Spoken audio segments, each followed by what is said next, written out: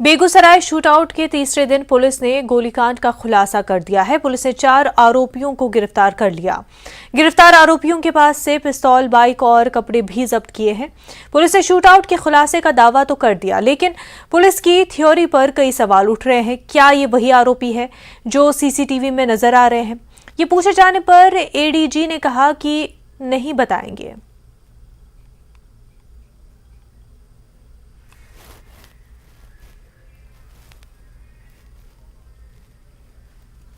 चार अभियुक्तों को गिरफ्तार किया।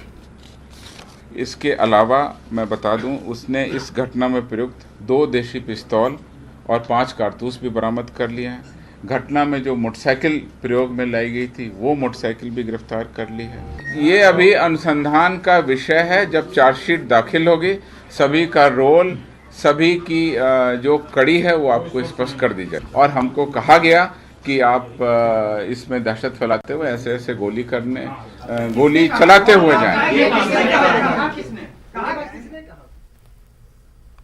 लगभग 75 घंटे के बाद पुलिस ने बेगूसराय शूटआउट के खुलासे का दावा तो कर दिया, लेकिन पुलिस की जांच थ्योरी पर केंद्रीय मंत्री गिरिराज सिंह ने सवाल खड़े करते हुए नीतीश कुमार सरकार पर कई इल्जामात लगाए।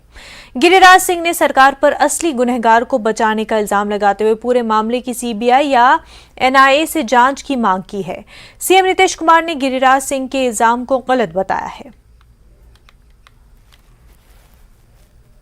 अब जरूरत है इस कांड में, ये महज गोली कांड नहीं, ये एक आतंकी हमला था।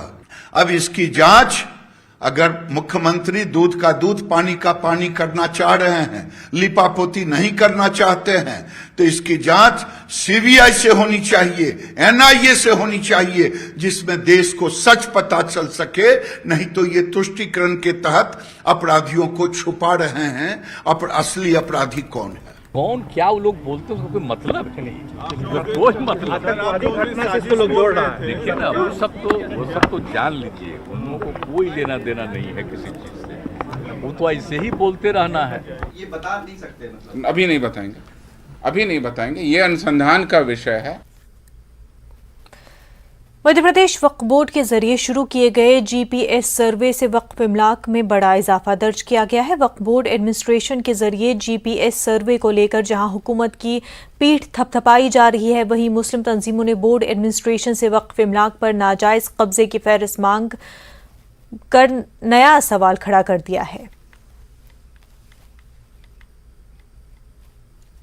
तहे दिल से इस्तकबाल करता हूं, धन्यवाद देता हूं माननीय मुख्यमंत्री श्री शिवराज सिंह चौहान जी का, और हमारे विभागीय मंत्री श्री राम खिलावन पटेल साहब का, और हमारे विभागीय प्रमुख सचिव डॉक्टर अशोक बर्णवाल साहब का, जिन्होंने के अथक प्रयासों से आज हम जो पहले 24,000 सर्वे था वो आज बढ़कर वर्तमान में 33,374 पे सर्वे आ गया है। जो हमने अभी वर्तमान में 9,000 नई प्रॉपर्टियों का सर्वे किया है और 21 जिलों में इसका काम चालू है। सर्वे का तो ये सिस्टम है साहब कि आप बिल्कुल सही मुनासिब बात कही आपने कि हर 20 साल में एक सर्वे होना चाहिए। और जब राजधानी का ये हाल है कि 82 से लेकर आज तक कोई सर्वे नहीं हुआ, तो ये बड़े अफसोस की बात है। और यही वजह है कि वक्फ बोर्ड की प्रॉपर्टी जो खुर्द-बुर्द हो गई और पता नहीं कितनों के कब्जे हो गए। और अगर आज वो बता रहे हैं कि जीपीएस के माध्यम से उन्होंने नई प्रॉपर्टी खोज ली है, तो वो जो नई प्रॉपर्टी खोज ली तो साथ में वो ये भी बताएं कि किस किस प्रॉपर्टी किस किस ने कब्जा कर लिया है।